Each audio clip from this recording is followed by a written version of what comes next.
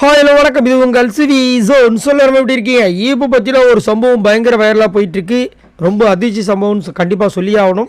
என்னென்னா, இந்த சீசன் 8 ஆரம்பித்ததுலேருந்து பார்த்தீங்கன்னா ஒரு 2 பேர் வந்துட்டு இந்த ஓட்ஸ் வங்கியில் வந்துட்டு ஆதிக்கம் செலுத்தினாங்க. ஒன்று வந்து விஜய் விஷால், இன்னொன்று பார்த்தீங்கன்னா சௌந்தர்யா. விஜய் விஷாலுக்கு அவ்வளோ ஓட்ஸ் வர்றதுக்கு காரணம் அவங்களுக்கு அதிகப்படியான ஃபேன்ஸ் இருந்தாங்க. அதை வந்து மாற்றுக்கிறதே கிடையாது. அதை வந்துட்டு எவ்ரி வீக்கெண்ட் ஷோலையும் வந்துட்டு அவங்களோட ரசிகர்கள் வந்து காமிச்சாங்க. பயங்கரமாக இருந்துச்சு. ஆனால் இப்போ வந்துட்டு அவருடைய கேம் பிடிக்காம படிப்படியாக அவருக்கே, அதாவது ஒரிஜினலாக இவ்வளோ ஃபேன்ஸ் இருந்த அவரே ஹாட் சீட்டில் போகிற அளவுக்கு ஓட்ஸ் டவுன் ஆகிடுச்சு.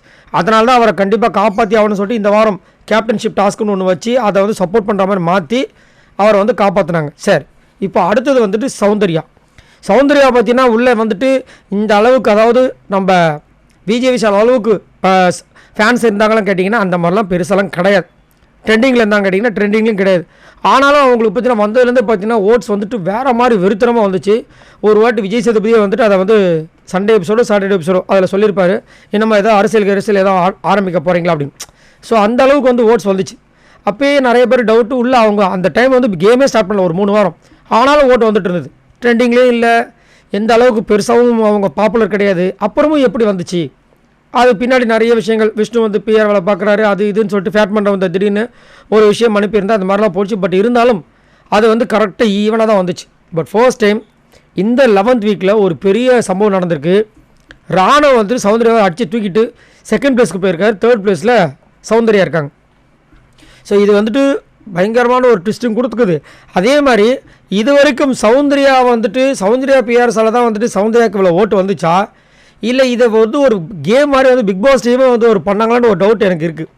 ஏன்னா இது ஒரு பயங்கரமான ஒரு இது யோசிச்சு பார்த்தீங்கன்னா, சௌந்தர்யாவை வந்துட்டு எப்படி வந்துச்சுன்னு சொல்லி முழு சோத்தில், அதாவது முழு பூசணிக்காக ஒரு சோத்தில் வந்து மறைப்பாங்கன்ற மாதிரி சம்திங் ஏதோ ஒரு விஷயத்தை வந்து கண்ணில் படாமல் மண்ணை தூவி இந்த விஷயத்தை எல்லோரையும் பார்க்க வச்சு அந்த பக்கம் மாற்றிருக்காங்களோ அப்படின்ற மாதிரி ஒரு விஷயம் தோணுது. யாரையும் ஒருத்தங்களை காப்பாற்றுறதுக்கு எல்லாரோட மைண்டையும் வந்துட்டு இந்த பக்கம் திருப்பி நீங்கள் யோசிச்சு பார்த்தீங்கன்னா ஒரு சில பேர் வந்து எப்படி இவ்வளோ தூரம் வந்தாங்கன்ற மாதிரி நிறைய பேர் இருக்காங்க உள்ள.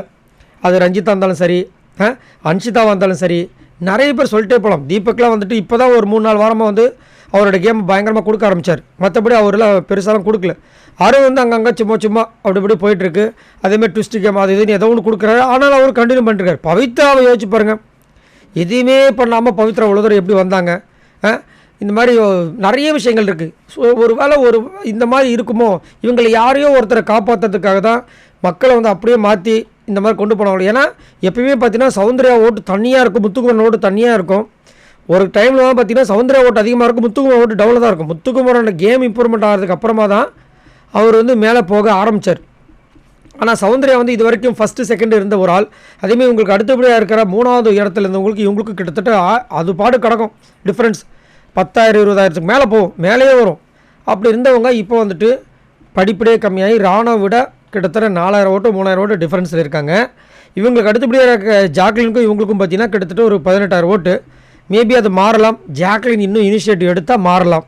பட் ஜாக்லின் வந்துட்டு அதே மாதிரி அரைச்சிட்டு இருக்கிறதுனால தான் அவங்களுக்கு இப்படி இந்த 4வது இடம் கிடச்சிருக்கு. பட் இதுக்கப்புறம் இருக்கிற அருண், பவித்ரா, தீபக் விட மோசமாக சூப்பராக ப்ளே பண்ணாங்கன்னு கேட்டிங்கன்னா அதுக்கு பெரிய கொஸ்டின் மார்க்காக இருக்குது. ஏன்னா தீபக் அவ்வளோ அழகாக பண்ணார், வீக்லி டாஸ்க் எல்லாத்துலேயும் பிச்சு உதறாப்புல. ஆனாலும் வந்துட்டு பவித்ரா விட கம்மியாக இருக்கார். ஆனாலும் மஞ்சரி இப்போ கொஞ்சம் சேஃப் ஜோனுக்கு வந்திருக்காங்க. ஏன்னா அவங்க வந்து ஹாட் சீட்டில் இருந்தாங்க. நல்ல வேலை கொஞ்சம் கொஞ்சமாக வந்துட்டு அன்ஷிதாவும் ராயனும் நாங்கள் இருக்கோம், நீங்கள் ஏன் கவலைப்படுறீங்கன்னு சொல்லி அவங்களுடைய கொஞ்சம் ஒஸ்ட்டு கேமை கொடுத்ததுனால மஞ்சரி பெஸ்ட்டாக வந்து மேலே வந்துட்டாங்க. பார்க்கலாம் என்ன நடக்குதுன்னு. இந்த வாரம் வந்துட்டு ரயான், ரஞ்சித் இவங்க இதில் மேக்ஸிமம் கண்டிப்பாக ஒரு டிக்கெட் காலியாகிறதுக்கு வாய்ப்பு இருக்குது. அதே மாதிரி மேலே அன்ஷிதா திடீர்னு வந்துட்டு அப்படியே கீழே வந்திருக்காங்க. இப்போ பார்த்தீங்கன்னா அன்ஷிதாக்கும் ரயானுக்கும் ஒரே சேம் ஓட்டு தான், வெறும் 400 ஓட்டு டிஃப்ரென்ஸில் இருக்குது. அப்படின் போது அன்ஷிதா கூட ஷாக்கிங் எவிக்ஷனில் போகிறதுக்கு வாய்ப்பு இல்லை, எக்கச்சக்கமாக இருக்குது. சரி பார்க்கலாம். ஆனாலும் என்ன நடக்குதோ எது நடக்குதோ ரஞ்சித் சார் கண்டிப்பாக வெளியே போயிடுவார். ஆனால் இதில் இன்னொரு விஷயம் என்னென்னா, ரெட் கார்டு அப்படின்ற விஷயங்கள் பயங்கரமான ஒரு சர்ச்சையை ஏற்படுத்தியிருக்கு. கண்டிப்பாக ஜெஃப்ரிக்கு இந்த வாரம் ரெட் கார்டு கொடுத்துருவாங்க அப்படின்ற மாதிரி போகுது. ஏன்னா ஃபிசிக்கல் அந்த வயலன்ஸே இருக்கக்கூடாது. ஆனால் இவர் வாலண்டராக ஒரு பொண்ணை வந்து அட்டாக் பண்ணியிருக்காரு. இன்னொரு பக்கம் ராணுவுக்கு கை உடைஞ்சது காரணமாக அவர் தான் மெயின் ரீசன். அப்படின்னு இருக்கும்போது கண்டிப்பாக இந்த வாட்டி விட மாட்டார். ஏற்கனவே வர விஜய் சேதுபதி போன வாரமே வந்து ஃபயர் மோடில் இருந்ததுனால இந்த வாரம் இந்த ஃபயர் மோடில் வச்சு செய்ய போகிறார் அப்படின்ற மாதிரி தோணுது. சரி பார்க்கலாம் என்ன நடக்குதுன்னு. உங்களோட கருத்து சொல்லுங்கள். இங்கே சௌந்தர்யாவோட விஷயங்கள் இப்போ வந்தாச்சு, டவுனில் வந்துட்டாங்க. இன்னும் போக போக படிப்படியாக கம்மியாகிறது வாய்ப்பு எக்கச்சக்கமாக இருக்குது. அதேமாதிரி சௌந்தர்யாவோட பர்சன்டேஜும் பார்த்தீங்கன்னா 13 தான் இருக்குது, வெறும் 13 தான் இருக்குது. இதுக்கு முன்னாடிலாம் வந்து மினிமம் 20 அந்த மாதிரிலாம் இருந்திருக்கு. பட் ஆனால் இப்போ 13 வந்திருக்கு. பார்க்கலாம் கொஞ்சம் கொஞ்சமாக இன்னும் கம்மியாக போதா அப்படின்றது. அதேமாதிரி மிட் வீக் எபிஷனில் டக்குன்னு சௌந்தர்யா அனுப்பிடுவாங்களோ அப்புறம் மாதிரி தோணுது. ஏன்னா இவங்களுடைய இந்த வீழ்ச்சி வந்துட்டு டாப் 5ல் கூட இவங்க வரதுக்கு வாய்ப்பு இல்லையோன்ற மாதிரி தோணுது. ஏன்னா அந்தளவுக்கு தான் அவங்களோட கேமு. ஆனாலும் என்னமோ ஏதோ இந்த சௌந்தர்யா ஏதோ பயங்கரமான பர்ஃபார்மன்ஸை பண்ணுற மாதிரி இவங்களை தூக்கி உட்கார வச்சுருக்காங்க. சரி, உங்களோட கருத்தை சொல்லுங்கள். பாய் நண்பர்கள்.